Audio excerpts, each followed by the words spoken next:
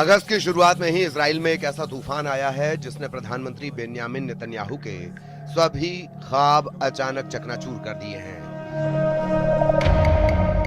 सवाल उठ रहे हैं कि क्या नेतन्याहू की कुर्सी जाने वाली है? क्या नेतन्याहू का तख्ता पलट करने की कोशिश हो रही है? क्या इजराइल की सेना ने हमास से भी बड़ी साजिश रच दी है?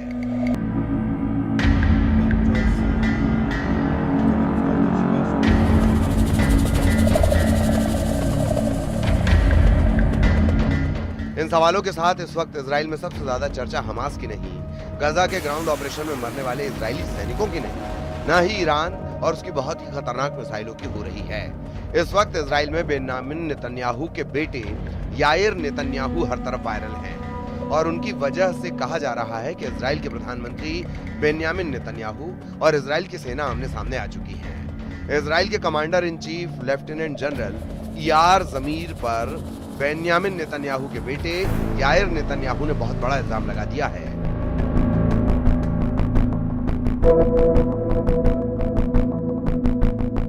अमेरिका में रहने वाले याइर नेतन्याहू के एक ट्वीट से उनके पिता बेन्यामिन नेतन्याहू का तनाव इजरायली संसद की 6ठी मंजिल पर पहुंच चुका है।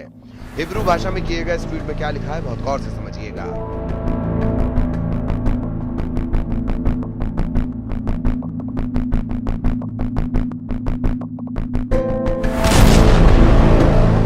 याइर नेतन्याहू ने एक इजरायली पत्रकार योसी यहोशुआ के ट्वीट पर जवाब दिया है।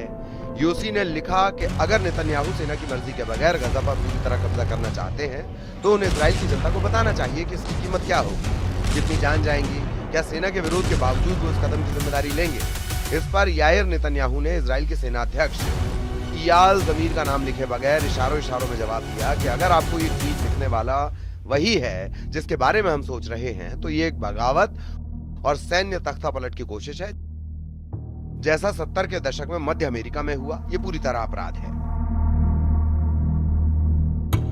इजराइल में नेतन्याहू और वहां के सेनाध्यक्ष लेफ्टिनेंट जनरल इयार जमीर के बीच लगातार खींचतान अब सतह पर आ चुकी है। गजा में ग्राउंड ऑपरेशन और उसमें लगातार नाकामी के साथ नेतन्याहू का इरादा बड़ा होता जा रहा है।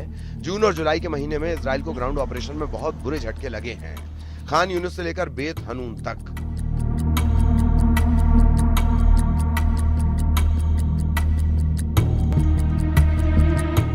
इजराइल के कई कमांडो मारे गए, लेकिन 650 दिन के इस युद्ध को और तेज करने का नेतन्याहू का इरादा अटल है। उधर इजराइल के पीएम नेतन्याहू का कहना है कि गजा में दुश्मन को पूरी तरह से हराना, सभी बंधकों को रिहा कराना और सुनिश्चित करना कि आगे गजा इजराइल के लिए खतरा ना रहे। हम इसमें कोई लक्ष्य नहीं छोड़ेंगे, हम अपने सैनिकों की कुर्बानी के जरिए इसे पूरा करेंगे। नेतन्याहू अब गजा पर पूरी तरह कंट्रोल चाहते हैं, या कहें कि 100% कब्जा चाहते हैं। वो हमास को पूरी तरह खत्म करना चाहते हैं, अब तक तमाम नाकामी के बावजूद पूरी तरह कुचल देना चाहते हैं। लेकिन ग्राउंड ऑपरेशन को लेकर इजराइल के सेनाध्यक्ष इयाल जमीर और ज्यादा सावधानी बरतना चाहते हैं, रणनीति बदलना चाहते हैं ताकि कम लोगों की जान जाए और सेना के संसाधन के हिसाब से ऑपरेशन हो। जनरल जमीर राजनीतिक दबाव में ऑपरेशन नहीं करना चाहते, यानी नेतन्याहू और जनरल जमीर अब गजा में ऑपरेशन को लेकर पूरी तरह आमने सामने आ चुके हैं। ये टकराव इजराइल में सेना और सरकार के बीच सबसे खतरनाक टक्कर मानी जा रही है। इजराइल के सेनाध्यक्ष लेफ्टिनेंट जनरल जमीर अब गजा में लंबे ऑपरेशन के नतीजों को लेकर सरकार से साफ रुख चाहते हैं, क्योंकि 650 दिनों की इस जंग में अब तक इजराइल की कामयाबी पर कई धब्बे लगे हुए हैं।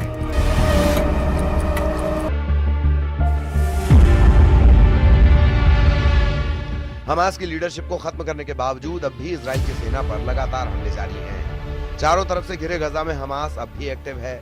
हमास की सुरंग भी जिंदा है और उन्हीं सुरंगों में अब इजरायली बंधकों के वीडियो वायरल किए जा रहे हैं।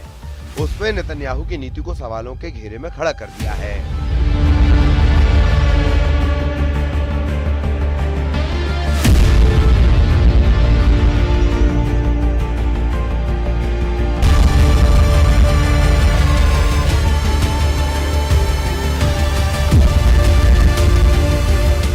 जनरल जमीर ने चेतावनी दी है कि गजा पर 100% कब्जे की कोशिश से वहां बचे हुए बंधकों की जान खतरे में पड़ जाएगी। जनरल जमीर का मानना है कि नेतन्याहू का बिग गाजा प्लान शुरू किया गया तो इजराइल की सेना एक थकाऊ युद्ध में उलझ जाएगी।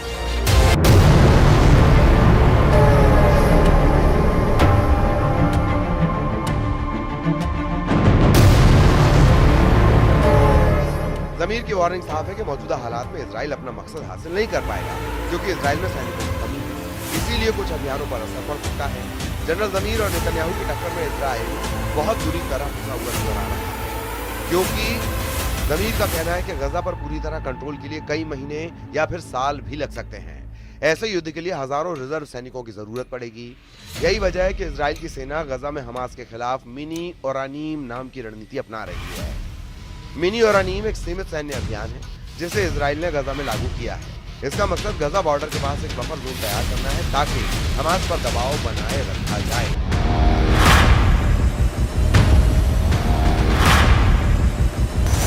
और बंधकों की रिहाई या किसी बेहतर समझौते की दिशा में आगे बढ़ा जा सके।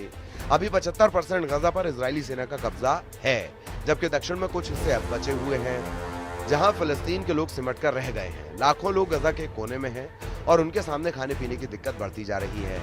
उन तक अरब देशों से भेजी जा रही मदद भी नहीं पहुंच रही, लिहाजा आसमान से कुछ हद तक सप्लाई पैराशूट से गिराई गई है, जबकि जमीन के रास्ते अब भी खाना नहीं पहुंच रहा, क्योंकि इजरायली सेना का ब्लॉकेड बरकरार है।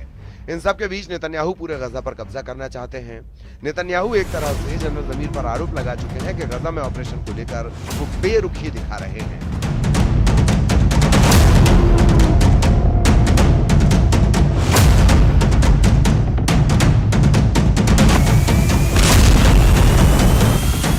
या फिर रणनीति में ढील दे रहे हैं, जबकि जनरल जमीर ने ऐसे संकेत दिए हैं कि सेना को बड़े फैसले लेते वक्त राजनीतिक दबाव में नहीं आना चाहिए।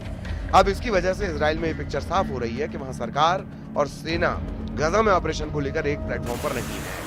अब तक हमास और इजराइल के युद्ध में नेतन्याहू ने फ्रंट फुट पर जाकर फैसले लिए हैं। हमास को खत्म करने के इरादे से पूरे गजा को मिट्टी में तब्दील किया है। इजराइल के ऑपरेशन में 60,000 से ज्यादा लोगों की मौत हो चुकी है। रोजाना 28 बच्चों की जान जा रही है और बमबारी की वजह से 1.5 लाख से ज्यादा लोग घायल हैं। जबकि गजा में मेडिकल सुविधाओं का इतना बुरा हाल है कि अस्पताल में न इलाज के लिए दवाएं हैं, न ही उनको भर्ती करने के लिए कोई जगह। नर्सिंग स्टाफ को भी कई बार टारगेट किया जा चुका है। इजराइल में अंदरूनी रूप से हाहाकार मचा है। संसद से लेकर नेतन्याहू के दफ्तर तक कोहराम मचा हुआ है। सवाल उठ रहा है कि गजा में हमास के अलावा इजराइल को सबसे बड़ी चोट किसने पहुंचाई है? क्या ईरान की मिसाइलों ने इजराइल को नुकसान पहुंचाया? क्या हमास के खिलाफ चल रहे ग्राउंड ऑपरेशन ने इजराइल को झटके दिए? नेतन्याहू का सबसे बड़ा दुश्मन कौन साबित हुआ? गजा, वेस्ट बैंक, मस्जिद अल अक्सा? किस जगह नेतन्याहू को सबसे बड़ी गहरी चोट पहुंचाई जा रही है? देखा जाए तो नेतन्याहू के लिए चैलेंज बढ़ता जा रहा है। गजा में ग्राउंड ऑपरेशन को लेकर इजराइल के अधिकारी नेतन्याहू के फैसलों पर सवाल उठा रहे हैं। पिछले कुछ महीनों में नेतन्याहू कैसे अपने घर में गिरे उसे समझने की जरूरत है।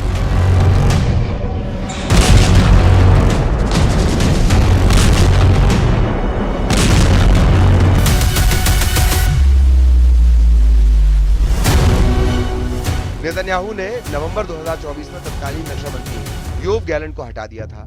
इसके बाद जनरल जमीर से पहले आईडीएफ चीफ रहे हर्जी हलेवी ने मार्च 2025 में इस्तीफा दिया था। नेतन्याहू आंतरिक खुफिया एजेंसी शिन बेत के प्रमुख रॉनन बार को हटाना चाहते थे, लेकिन कोर्ट ने इस पर रोक लगा दी। लेकिन नेतन्याहू के 2 कट्टरपंथी सहयोगी वित्त मंत्री बेजालेल एम्स्टोरिच और राष्ट्रीय सुरक्षा मंत्री इतामार बेन गुविर अब गजा का इजराइल में विलय करने की मांग कर रहे हैं। वो वहां इजरायली बस्ती बसाना चाहते हैं। इजराइल के सिक्योरिटी मिनिस्टर ने कह दिया है कि पूरा गजा अब इजराइल में मिला लिया जाएगा। लेकिन क्या ये इतना आसान है? वैसे गजा को लेकर नेतन्याहू पर पड़ रहा दबाव अब व्हाइट हाउस में भी देखा जा सकता है।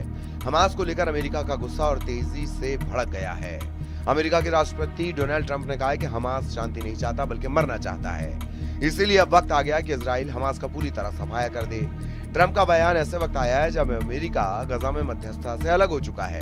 गजा में हमास के पास अब भी 20 से ज्यादा ऐसे बंधक हैं जिनकी जिंदगी अब मौत से बचाने वाली एक नोक पर ठहरी हुई है। इनमें से एक है इजरायली बंधक एव्यातार डेविड, जिसका वीडियो हमास ने जारी किया। इस वीडियो में उसे अपनी कब्र खोदते हुए देखा जा सकता है।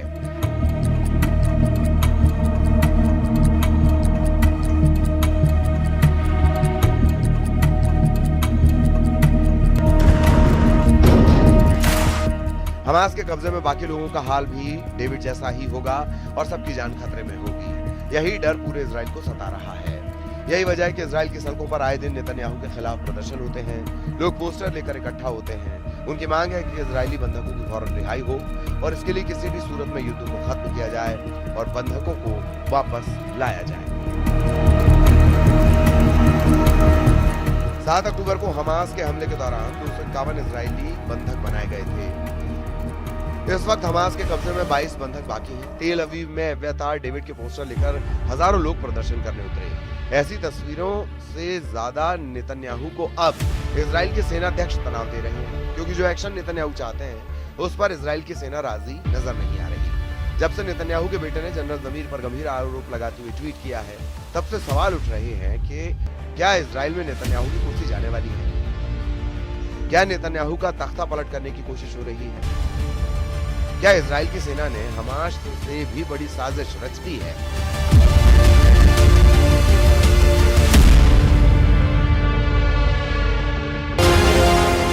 इसीलिए अगस्त का महीना न सिर्फ गजा और पश्चिम एशिया के लिए बल्कि पूरे इजराइल के लिए घातक माना जा रहा है। खासकर नेतन्याहू के राजनीतिक करियर के सामने अब इजराइल के जनरल जमीर बारूद से नजर आ रहे हैं।